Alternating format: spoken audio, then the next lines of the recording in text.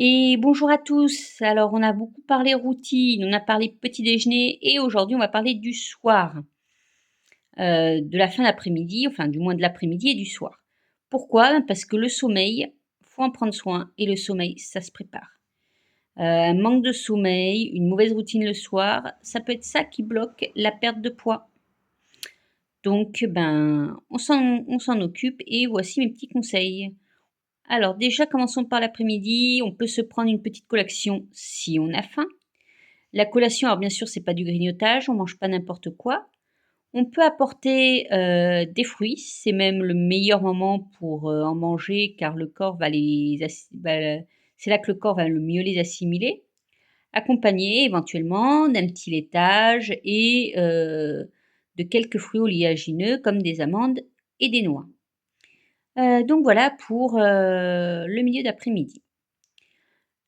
Le dîner, idéalement, on le prend, 2-3 heures après la collation, pas trop tard. Donc, on va dire vers, 19-20 heures. L'idée, c'est de ne pas se coucher tout de suite après et de ne pas avoir, le ventre trop lourd en allant se coucher. Ça passe aussi par ce qu'on mange au dîner. Donc le dîner, c'est l'occasion d'alléger un petit peu. Alors on va manger quand même quelques glucides, mais on réduit la portion. On évite le gras. On capitalise sur les fibres, donc les légumes. Et alors on va pas manger de la viande rouge ou grasse. On va manger de la viande blanche maigre, style blanc de poulet, on peut manger des œufs et on peut manger du poisson. Voilà, en dîner donc protéines légères et heu, facilement digérables.